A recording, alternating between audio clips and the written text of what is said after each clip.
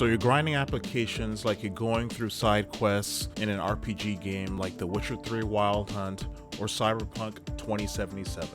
But you're still not getting noticed by recruiters. And you may be confused because you got the skills, you fought the bosses, you even updated your resume countless times, but still no callbacks.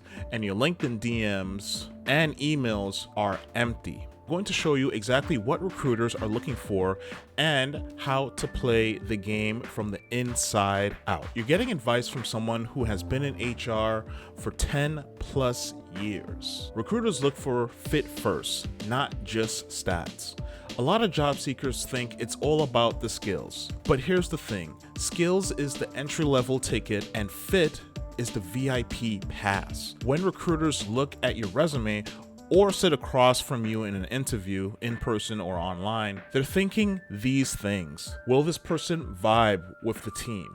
Is this person coachable?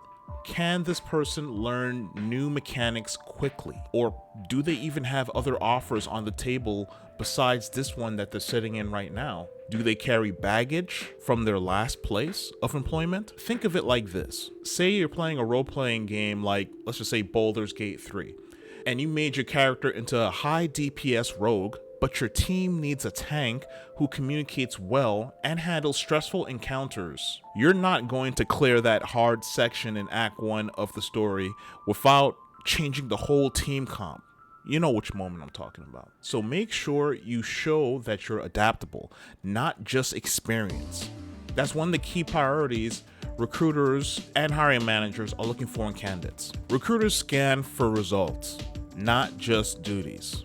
Did you know that recruiters spend at least 7.4 seconds on a resume? Sometimes even less if the person didn't line up their resume with what the company is actually looking for. A recruiter isn't impressed by responsible for type bullet points on resumes. They're looking for metrics, outcomes, transformations when they're looking at someone's resume. So instead of having bullet points that say manage email marketing campaigns, level it up and say something like this: increase open rates by 35% through A/B testing and personalization. By going into more details about the value you bring to the table, it shows the recruiter that you know what you're talking about when you're sitting down in these meetings, in these interviews. If the recruiter is smart, they will most definitely follow up with you with those metrics you've added to your resume and when you're talking during the interview and phone screening process. So make sure you know what you're talking about when you're putting things on your resume. Don't be that kind of job seeker that just puts any kind of metric to the resume. You're gonna get find out. That's the difference between a casual player and a pro player. Recruiters notice progression arcs. Just like your favorite video game has a skill tree, recruiters want to see your growth throughout your career.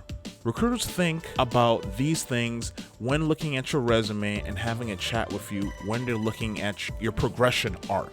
Did they start as a support character and move into a lead role?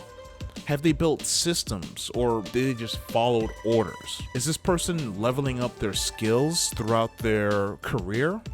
What did they do during that long gap that I'm seeing between X and X year? Even if your last job wasn't epic, did you gain XP from it? Don't just have a fine line when you work in your career.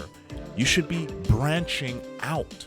When you get hired, you have a task to do. We all know that. But you should be thinking about what's next, so you can not only level up the company, but you could level up yourself as well. Thinking this way will put you in front of the pack when you're going into these meetings and when you're sending your resume in. And that's what recruiters and most importantly, hiring managers want to see in candidates. Recruiters want a clean UI when reviewing your resume. When playing a first-person game or a racing game, for instance, you want your in-game HUD to be clear of anything that would distract you from what's really important on your screen. Take Mario Kart World, for instance. I'm loving the game, by the way. Is it worth $80? That depends on the person. Anyway, I live stream this game a lot, by the way, so you can check it out on the channel. You know that squid item that shoots the ink on the screen? If you get hit with that at a very crucial turn, or when you're about to hit those item boxes that's coming up, you want to get the double item box every time, right? So you want your screen to be nice and clear of any distractions so you can make sure you could hit those items. Treat your resume and LinkedIn profile like your game hub. It needs to be clean, clear, readable, not flashy. So when you're going about it, avoid these things: wall of text, buzzword soup, outdated job titles, any kind of graphics, even if you're in graphic design and an artist. And most importantly, more than one column of text. Instead, have things like these: bullet point achievements, clear formatting, updated contact information, plus your LinkedIn link, clear sections. Think contact information, your career highlights, work experience with time frames, education, skills, along with optional sections that highlight your unique qualifications, like, projects that you've done in the past, if you are in that type of creative space. Recruiters use tools like LinkedIn Recruiter that is now mixed with AI to help them search for people on a mass scale. And if your profile, in this case your LinkedIn profile, is janky and don't show up on the platform, you're going to be invisible to them, like you don't even exist. Some of them might even think you're a bot. If you've been seeing some of these LinkedIn profiles that haven't been active in God knows when. So check out this playlist going over LinkedIn when you're done with this video, so you can level up that LinkedIn skill tree as well. Recruiters read between the lines. Recruiters don't just read what you say, they look for how you say it. So if you're sitting down in the room or even on a Zoom call with them, they're going to be checking for your tone, your confidence, and your clarity when it comes to you talking about your resume and talking about your career. All those things matters when talking to recruiters. It's not just what you did, it's how you present yourself when saying those things. So recruiters check for these things when you're talking and showcasing your skills to them. Are you communicating like a teammate, a leader, or someone who still needs to be in training mode? Recruiters love people who know who they are and are clear about where they want to go. Make sure that's you. So let me remind you, if you're not thinking like a recruiter, or at least understand how they think, you're going to be an easy pass over and will not move forward to the next level of the job hunting game.